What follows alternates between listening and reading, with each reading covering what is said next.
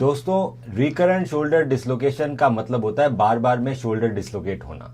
अगर आप इसका इलाज नहीं कराते हैं तो इससे आपके शोल्डर में क्या तकलीफ आ सकती है, हम इसी टॉपिक पर आज बात करेंगे। बहुत ही महत्वपूर्ण टॉपिक है।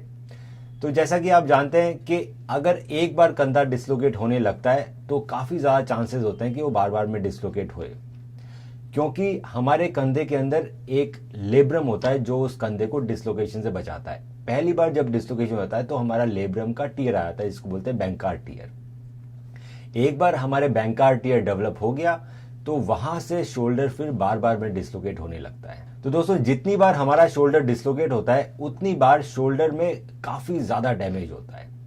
पहला डैमेज होता है लेब्रम में, वो लेब्रम टीयर आपका बढ़ता रहता है।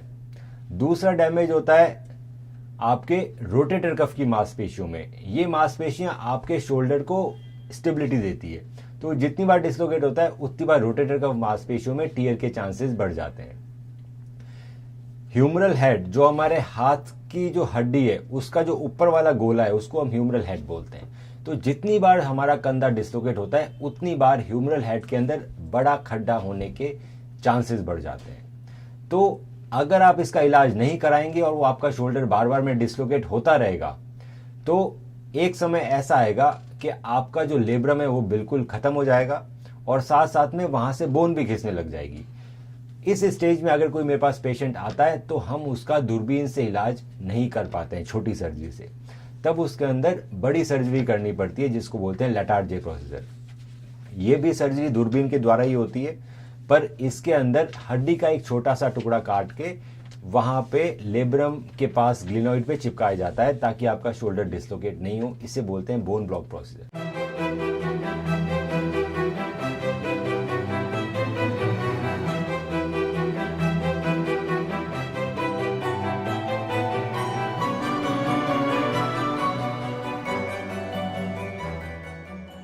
तो अगर आप हमारे पास जल्दी आते हैं जब आपका सिर्फ लेब्रम फटा हुआ है पर आपकी लेब्रम की जो ग्लिनोइड की बोन है वो इंटैक्ट है, तो सिर्फ आर्थ्रोस्कोपिक सर्जरी से सिर्फ 2 छेद से हम आपका लेब्रम रिपेयर कर देते हैं, जिसको बोलते हैं बैंकार्ड रिपेयर विद नॉटलेस सूचर।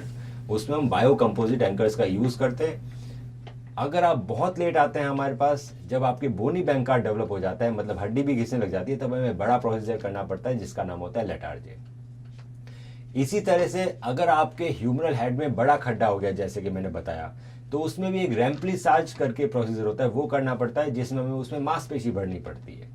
अगर बार बार में डिसलोकेट होने की वजह से आपका रोटेटर कफ टीयर हो रहा है तो हमें उसको भी ठीक करना पड़ता है। तो आप जितना लेट करोगे उतना डैमेज आपके शोल्डर में बढ़ता जाएगा, उतनी ज्यादा और उतनी बड़ी सर्जरीज आपको करवानी पड़ेगी अपने शोल्डर को ठीक करने में। इसके अलावा जिन लोगों का बहुत बार कंधा उतर गया उनका कंधे का कार्टिलेज भी खराब होने लगता है। तो एक बार अगर आपके कंधे का कार्टिलेज खराब हो गया तो उसमें अर्थराइटिस डेवलप हो जाता है, फिर कंधे में परमानेंट पेन डेवलप हो जाता है। तो दोस्तों, मेरा यही मैसेज रहता है इस वीडियो के अंदर कि अगर आपका शोल्डर डिसलोकेट हो रहा है और बार बार में हो रहा है तो बहुत ज्यादा वेट मत कीजिए, वो अपने आप बिल्कुल नहीं ठीक होने वाला।